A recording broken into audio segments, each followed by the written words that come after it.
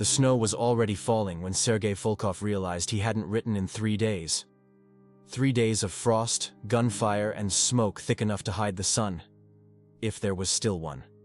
It was Stalingrad, winter of 1942, and nothing human was supposed to survive there.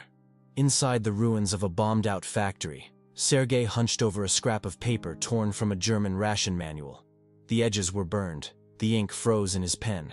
He warmed the tip with his breath, then began, his handwriting shack, eyeing as if the paper itself were shivering. Dearest Anna, they say the city is dead, but it still breathes. In the sound of boots, in the crack of rifles, in the way the wind whistles through broken windows. Every time it blows, I imagine it's your voice calling me home. A bullet cracked outside. Dust rained from the ceiling. He didn't look up. If he stopped writing, the world would become real again. I still carry your ribbon. It smells of lilacs, even here. I don't know if I'll ever see you again, but I promise, if one letter survives this place, let it be this one. He signed his name, then tucked the note into an envelope already stained with ash.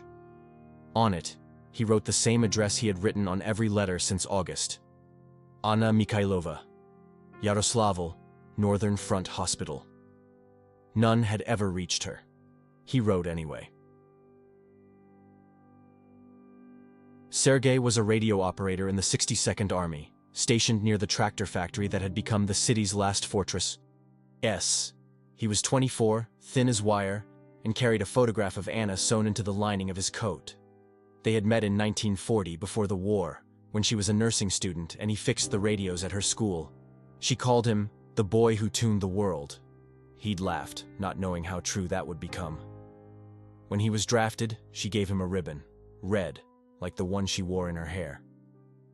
"Write to me," she'd said. "Even if I never receive it, I'll answer in my dreams." He had laughed the end too. He wasn't laughing now. Outside, the snow thickened into a storm that blurred the city into white silence. The commander barked orders in the dark, no firelight, no movement. Somewhere beyond the river, the German loudspeakers began their nightly broadcast. Soft music, a woman's voice in Russian, urging the soldiers to surrender. "Comrades, why die for a ruined city? Lay down your weapons. Think of your mothers, your wives." The men cursed, ting into the snow. But Sergei just listened.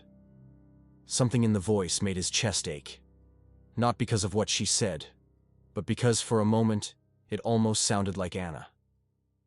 That night, he couldn't sleep. He lay staring at the ceiling beams, frost gathering on his eyelashes, until dawn bled pale across the ruins. He dreamed of her voice on the radio, and of writing a letter that someone, somewhere, would finally read. Days turned to weeks. Rations are, and out. The city became a grave. Sergei's fingers cracked and bled, but he kept writing. He wrote on anything he could find: cigarette paper, scraps of maps, the backs of German propaganda leaflets. Anna, the cold is everywhere now, even inside the heart. I have seen men freeze sitting up, smiling, as if they'd finally found peace. I think of you, of how you said that love is a kind of warmth no winter can kill. I'm trying to believe that. He folded the note and placed it inside a small metal tin, the kind soldiers used to store tobacco, and buried it beneath the floorboards of the radio post. "If I don't make it," he whispered to no one, "maybe the ground will carry my words to her." One evening, as he tuned the radio for intercepted signals, a faint voice crackled through the static, female, trembling, in Russian. "Is anyone alive in Stalingrad? This is Nurse Anna Mikhailova, Red Cross Mobile Unit 312. If you hear this, I'm still here." Sergei froze. He turned the dial, heart pounding. Anna, it's Sergei. I hear you. I'm alive." Static answered. He tried again, shouting into the receiver until his throat burned. No reply. The signal was gone. The sergeant called from across the room, irritated. "Volkov, what are you doing?" Sergei hesitated. I thought I heard someone. Forget it, the sergeant growled. No one out there's alive enough to talk. But Sergei knew that voice. He would have recognized it in a dream. 30. At night, he began writing again, faster, desperate. Anna, I heard you. I swear I did. If this city ends, I will not. I'll find a way across this snow, across this silence. Wait for me. He folded the letter and tucked it into his coat. Outside, artillery thundered. Inside, he smiled for the first time in months. Because now he had proof. She was still out there. And if she was alive, then so was he. The bombardment never stopped. It came day and night. A rhythm of destruction that replaced the beating of hearts. Each explosion tore another hole in the city, until even the air seemed tired of holding itself together. Still, Sergei Volkov kept writing. He wrote when he should have been sleeping. He wrote between transmissions, hiding scraps of paper inside his boots, in the lining of his coat, under broken bricks. Each time he whispered, "For Anna." By mid-January 1943, the siege had tightened. No food, no medicine. The men chewed leather straps and called it supper. The D.'d froze where they fell, too hard to bury. And yet, Sergei's pen never stopped moving. Anna, the snow has buried everything except our will. The city looks like bone now.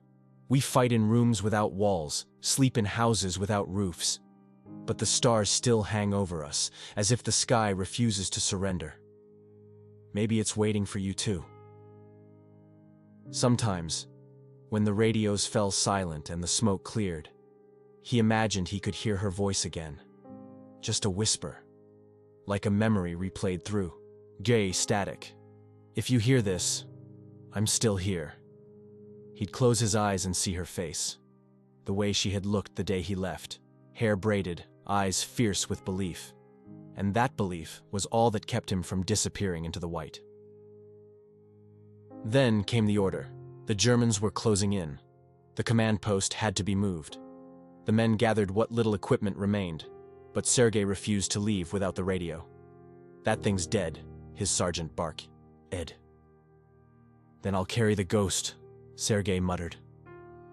He slung the broken transmitter over his shoulder, tied his letters in a bundle, and followed the others into the snow.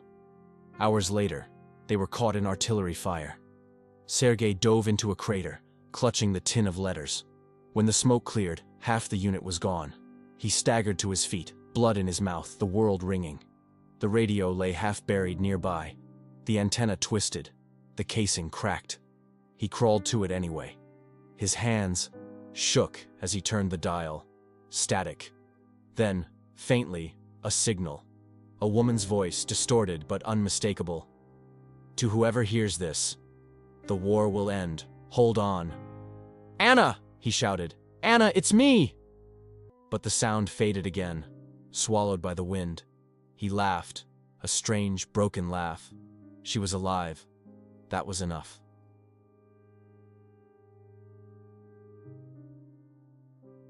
That night he found shelter in the shell of a church. The altar was shattered, icons burned, but the roof still stood. He lit a candy, Lee made from melted wax scraps, and pulled out his last sheet of paper. "Anna, tonight. I'm writing by the light of a dying flame. The wind sneaks through the cracks, whispering like old ghosts. I keep hearing your voice on the radio. Maybe it's madness, maybe mercy. Either way, I believe in it. If I die here, remember this. I was never alone. You were with me in every echo." He blew out the candle and wept into the silence. Weeks passed. The city fell. The city, quieter. Not from peace, but from exhaustion. Rumors spread that the Germans were retreating. Sergei didn't believe them until the morning he woke to the sound of footsteps that didn't march in rhythm. Soviet reinforcements had arrived. Men stumbled through the streets, crying, laughing, collapsing. It was over. Sergei staggered outside, half blind from the cold. Snow covered the ground like a shroud. He looked down and saw, sticking from the ice, a corner of paper. A letter. His letter. He dug it out, breath fogging the air. It was one of his. The ink smeared, the seal broken, but still legible. Someone must have found it, carried it, dropped it. At the bottom, written in unfamiliar handwriting, was a line in English. Found near Volga River. Will try to deliver. He turned it over, stamped faintly in blue. Red Cross, Field Exchange, Neutral Transport, 1943. His chest tightened. If even one of his letters had escaped Stalingrad, then maybe, somewhere, she had received it. Dimn. In March, as survivors were evacuated, Sergei was sent to a recovery camp near Tambov. He weighed barely 100 pounds. His hands shook too much to hold a pen. But when they gave him paper, he wrote anyway. Anna. They say we survived Stalingrad. I'm not sure we did. I left the city. But part of me is still there. The part that knew your voice was real. I will find you when I can stand again. He folded the page, placed it inside the tin, and kept it around his neck like a medal. But the war had other plans. In the months that followed, rumors spread through the camp. Survivors of Stalingrad were being re-evaluated by the Soviet authorities. Some never came back from the interviews. The word whispered among the tents was traitor. One night, an officer entered Sergei's barrack. Comrade Volkov? Yes. You're to report to Moscow for debriefing. Sergei looked down at the tin on his chest, then at the letter still damp from his breath. He smiled faintly. Will I be allowed to write? The officer didn't answer. Outside, the wind howled like artillery, and somewhere in that sound, faint but certain, he swore he heard her voice again. Hold on. He closed his eyes, clutched the tin tighter, and whispered, Always. The train to Moscow rattled through a landscape that no longer looked like a country, but like the memory of one. Snow-covered fields, burned villages, empty factories, everything silent except for the rhythmic groan of metal on tracks. Inside the car, Sergei Volkov sat between two guards, his coat threadbare, his fingers still stained with ink. He carried nothing except the small metal tin tied around his neck, the one that held his letters. Every now and then, he would touch it through his shirt, as if to remind himself that the words inside were proof he had once been human. When the train stopped, the guards led him through a narrow corridor into a gray building that smelled of amp paper and tobacco smoke. A man in a Soviet officer's uniform waited behind a desk stacked with folders. Name? Sergei Ivanovich Volkov. The officer opened a file and scanned it without looking up. Survivor of Stalingrad. Former radio operator, 62nd Army. Captured signals, handled transmissions, wrote letters. He looked up now, his eyes cold and tired. These letters, to whom were they addressed? Sergei hesitated. To my wife. Wife? The officer frowned. No record of marriage. He was a nurse. Anna Mikhailova. The officer flipped through papers, expression unchanged. No record of her either. Sergei swallowed hard. She existed. Maybe, the officer said. But so did the Germans who heard your broadcasts. Some of your messages were intercepted. Your letters contained information about troop positions and weather data. You see the problem. Sergei's pulse quickened. Those weren't codes. They were love letters. The officer leaned back, lighting a cigarette. Love. Is a convenient disguise for betrayal. I never betrayed anyone, Sergei shouted. The officer exhaled smoke slowly, as if savoring the silence that followed. History will decide that, comrade. They took the tin. They took his letters. They took even the photograph from his coat. For the next 3 weeks, he sat in a cell with no window, no name, no sound except the dripping of water and the scratching of rats. The interrogations came and went. The questions never changed. They wanted him to confess to sending information to the enemy. They wanted him to say he had collaborated. He refused. Instead, he recited her name under his breath like a prayer. Anna Mikhailova, Yaroslavl, Red Cross Unit 312. over and over, until the guards began calling him the radio man, because even in silence, he was transmitting something no one could intercept.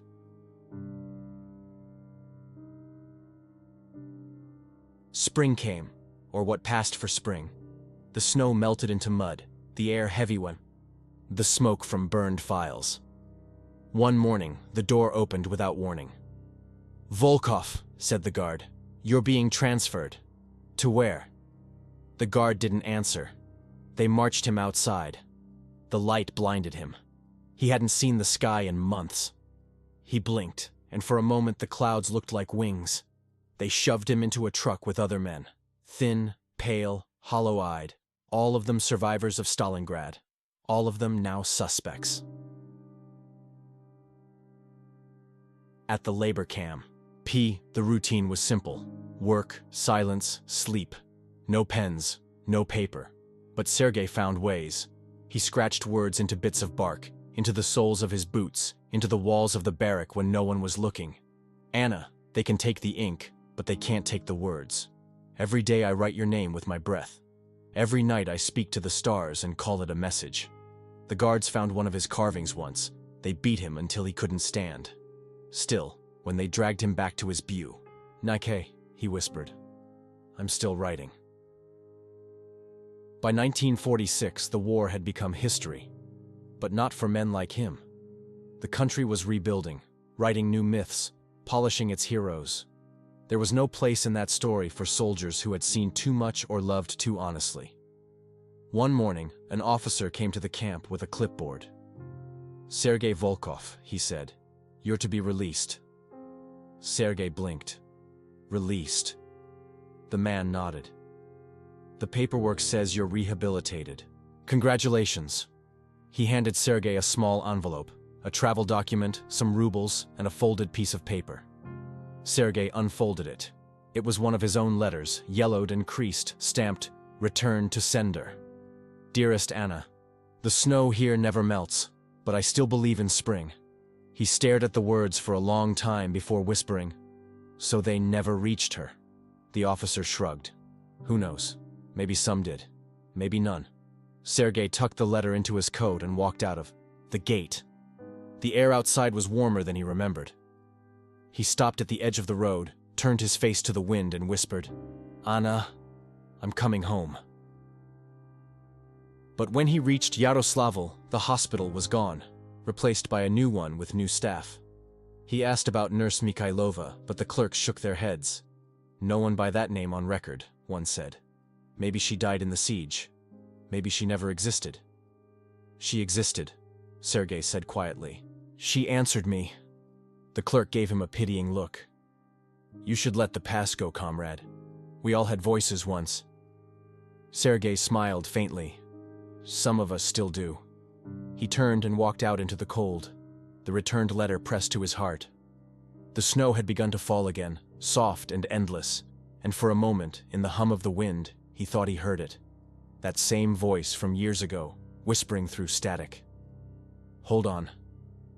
He closed his eyes, and for the first time since Stalingrad, uses and people spoke softly, afraid of being overheard by the trees. Every evening, after closing his shop, he would sit by the window and tune one of the broken receivers. He never looked for music or news, only static. Because in static, he sometimes imagined he could still hear her. "Anna, if you can hear me, it's still me. I'm still holding on." The villagers called him the quiet mechanic. Some thought he was a veteran, others thought he was simply strange. But he fixed their radios, and never overcharged, so they left him alone. One night, in the winter of 1949, he caught something unusual. A faint voice, female, soft, distant. Not a broadcast, not propaganda, but a message fragment bouncing across frequencies. "To all who survived Stalingrad, we remember you." Then a pause, and a second voice, weaker but trembling with emotion. "And to those who wrote and were never answered, someone is still listening." Sergei froze. He static swallowed it a moment later, but the words remained, echoing in his chest. He turned the dial again, desperate, whispering, "Anna, say it again." But the signal was gone. That night, he didn't sleep. He took out the one letter he still had, the one returned from Moscow, and read it until dawn. The snow here never melts, but I still believe in spring. When the morning came, he put on his coat and started walking. He didn't stop until he reached Moscow. 3 days by train, 2 on foot from the station. He went to the Red Cross offices, hoping someone might remember her. The clerk, young and indifferent, flipped through a dusty file. "Anna Mikhailova," she repeated. "There are dozens. You'll need a birth year, a place of origin, something more." Sergei's voice cracked. She was a nurse. Red Cross Mobile Unit 312. She broadcast near Stalingrad in 1943. The clerk paused. Her eyes softened a little. "Wait here," she said, and disappeared. She into the back room. When she returned, she was holding a small folder. "Unit 312, she said quietly. "Destroyed in early 1943. All personnel presumed dead." Sergei took the folder, numb. On the last page was a typed list of names. Halfway down, under casualties, he saw it. Mikhailova, Anna Pavlovna, missing, presumed KIA, February 1943. He traced the letters with his finger. Someone had written a note beside it in pencil, faint but still legible. Last radio transmission received February 9th.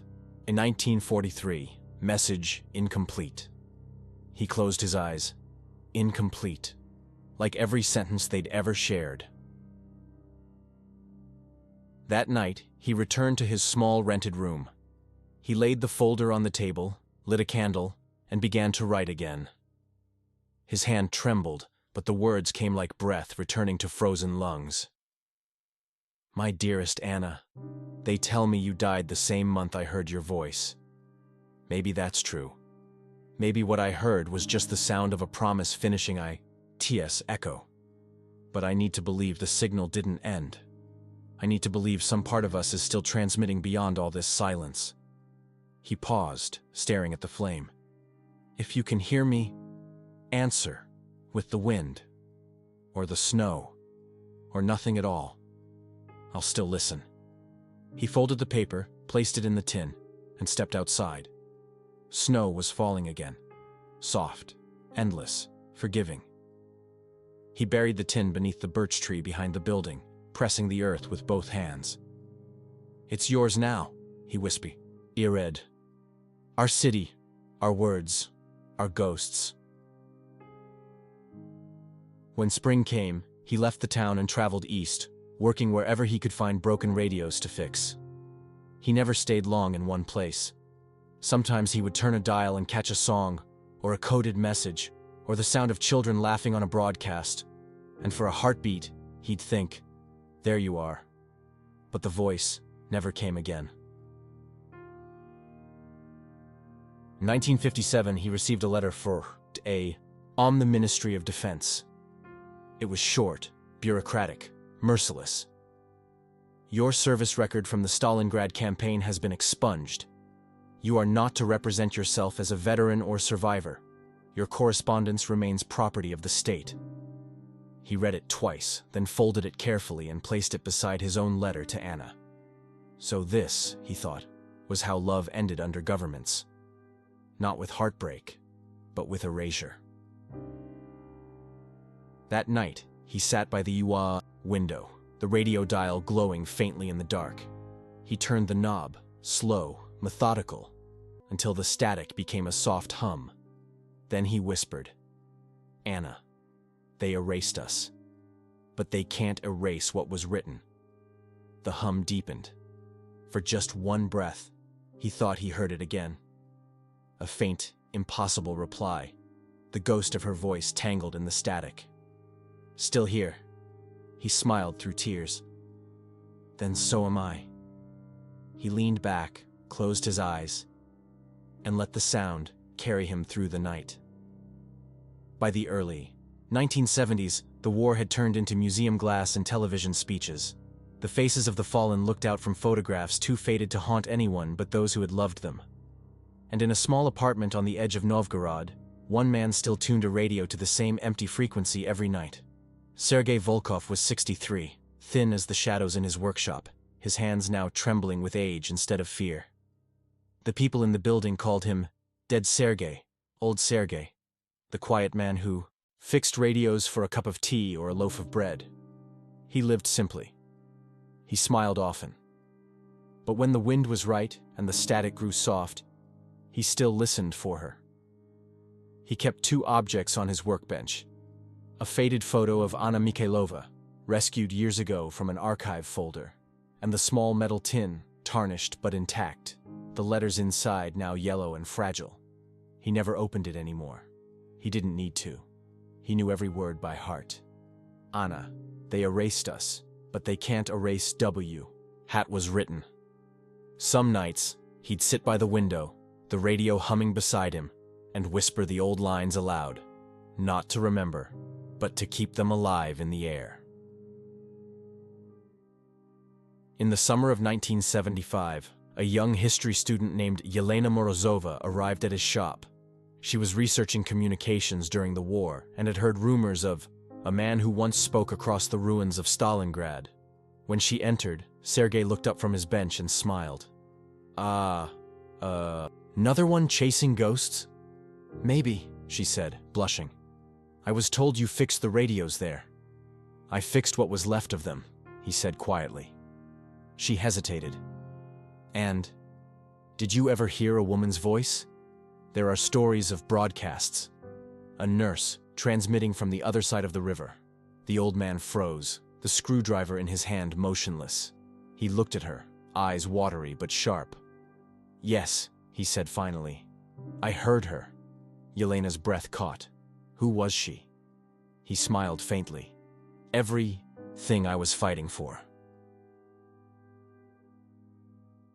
She returned the next day, bringing a tape recorder and a notebook. They talked for hours.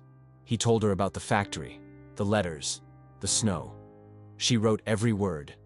When she asked if he still had any of the letters, he nodded toward the tin on the table. They're not for history, he said. They're for her. Would you let me read one? She asked softly. He thought for a long time, then opened the tin. The paper inside was B. Riddle. The ink faded. He lifted one carefully and handed it to her. Dearest Anna, I heard you through the static. Maybe you were never there, but believing you were kept me human. When she finished reading, she was crying. Sergei reached across the table and patted her hand. Write it down, he said. Make sure they remember her name. 2 years later, Sergei passed away quietly in his sleep. The neighbors found him sitting by the radio, head tilted as if listening, a faint smile on his face. The radio was still on, a steady whisper of static filling the room like a lullaby.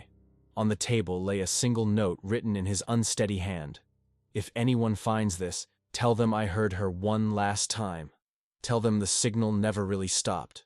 Beside it, the tin lay open, its contents gone. When Yelena heard the news, she traveled back to Novgorod and spoke to his neighbors. None had seen what became of the letters. One old woman said she'd seen him walking toward the forest 2 nights before, carrying something small wrapped in cloth. He never came back with it.